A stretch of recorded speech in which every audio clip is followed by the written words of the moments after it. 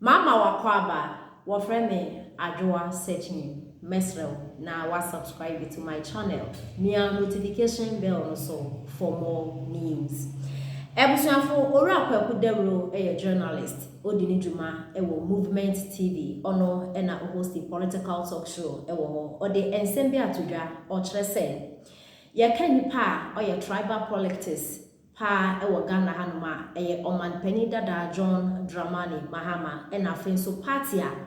omo tribal politics ni ye pa NDC fo na ye beka ya 2016 abra eba beto abano oman penida da John Dramani Mahama Ashanti region etumi hwe nyame anim ekogina mpanifo anim ekatro mo se Asante for de omo the gold omo kwan mo kra omo fe na omukokan no osanso ebondwom se yenti obia eno enda nchenya kase bi eba wo Ghana hanom se achim mafias achim sakawa ano mo refer to his excellency Nana Danko Akufo-Addo ena na busuafo ni na NDC fo ena mo de eba nti NDC fo omo enjai se omo kase NPP fo tribal politics na ebeka ya one President da John Dramani Mahama onanso esanso ebokan wo baby se vice president Dr. Bawumia oyesebi opepeni nti enyade a NPP fo ebema vice president Dr. Bawumia ediomo anim nti no eba tribal politics dia NDC fo nti so mo kakra se NPP tribal politics na ebusuafo de nti na owura kwaku dewro kasen ye na yenim akoso modam spillage ensensema ekoso mekire dam no nsu a egum ayema so mo bie ne nsu ni bi ebesenko enye saa na ebuguma dum so ebekomi no esen oman penda da John Dramani Mahama ne penso ye ho be kire yen ankasa enti ewo ho ayese so mo ebie dam na nsu ni bi ebesen eko na omo ebie no eyade a afa Volta region na inkra ekeka ho ende omo ho akire omo papa omo niama asai nsu afọ omo edan na de a ewo sensemi mo na his excellency Nana Danko Akufo-Addo ekopiem ewo ho a okomo omo shedin na his excellency ne kasem no de ensem bituya na o kire se oya president enti Ghana fo ekwa ho hihie ma ontumi entina ho na omosue no in as president no Ghana ho dadwen first na edana komaso na afenso Ghana nyina yen problem enti no be president no anase Ghana yen hawo na adwendwen a ekunye enti no be president no ho ma Ghana fo enti se waba be president na Volta region fo omo ho ekiro mo a fa so omo anto aba amfa ma no se so okobo because omo na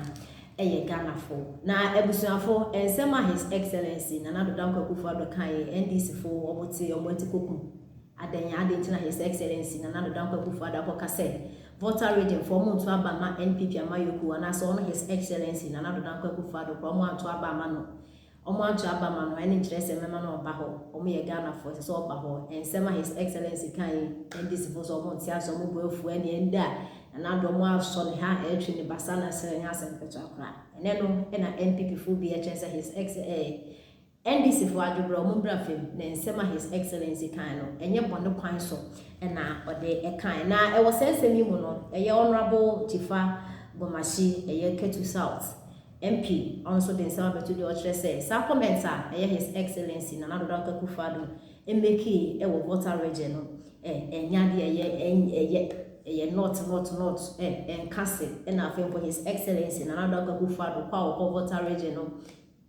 infaso bi emi so asem oboka yehunti ehunesa nti wan kokra nkeye na ewo sensemi mu na owura kwaku dewro o kire se mo NDC for the eba the tribal politics amuna hu dikan nti nsema his excellency kokan enya sem bi ebone esem fa no hi yeti nsema ekoso ti edugi tamaklu kire se endra in Paula Dumotry West o say onamwasi obon homara ne se oye deputy attorney general se mo adwum no o ma win election na wi anopay ye de expose eba godon patrol me de screenshots bi ama Asante de ba yadwuma hakrama me na yenkwa ne yenkwa hase in the history of Ghana's politics especially from 1992 why na ye tribalism pa wo Ghana manusemu ɛsen John Dramani Mahama. Tribalism say yede mifria eye campaign, tribal campaign. Onipa wa ye aye ne kese eye John Mahama. Okwa santimantemu ehwe otumfo anim ekoka kira santifo se muye boni ayefo mani nso ade enti yade gold kra be fafam ewa santimam ha se ya enya ade amo asantifo mani be so na mato abade ama NDC. Oka asam ni wie ya pen nkrofo se papa yan ka say ye saada no na John Mahama de speaker say gu ka mu no de nam Kumasi monti so no nyuma na obo ye nti obia na John Mahama de ye nti obia sisu Kumasi na wobo John Mahama ya ne braso na Baba Jama na o deputy East Regional Minister eni Abu Gapeli na oye waye boss eko akwatia eyanda eye ochiman atomabu akwa ekoko pa youth mining hontuma ekache mebu ni say onbe bromo excavator said aye adwuma. And that was the first time I introduced excavator into Galamsey in Ghana and then in Eastern region. John Mahama wie no eno tra wiemhyemu ebe kache ekọ chebi kwakache chebi for say chebi ye Galamsey headquarters. O disrespecting o chihini any chebi for say eho ye Galamsey headquarters. When we osanka chimfo nyina abomu kotoku bosome ebu akwa baabi aka say omo ye achim Sakawa boys. Eme krofo kan say Penny Kasasa, Ejibrambe Pacho, one Pacho, or Mabo Canson Pacho, Penampanso, John Mahama, describe a team for Nase, Omoye Sakawa, a Tim Sakawa boys mafia, one Pacho. John Mahama, Eko Jina, Laura, Eka say, Baumia Teddy Pepeni, MP before the one Pepe for some, MP Zungu for some, and there's no way Baumia Pepeni no, obey me DMP. So every time no. NDC benefited from mefriha anyway ye henny and no pay and no one to ma and a ye bepa ye were all the screenshot ye will be bia or we a friend PP4 any and nana kufad na ben penny for do baby or describe them some ye pace Saban na kufad opposition no now say na oba ben mu a empreko ni die afei de why din we have all the videos enti ene obi ti se jifa gomashi sama many de me huna jifa gomashi and paid not to the Democrat and Bakwenim Daily Post Ashanti ready enche ya den beba now that is where the problem started jifa nipa bi ti se jifa gomashi na started said the biamo de tribalism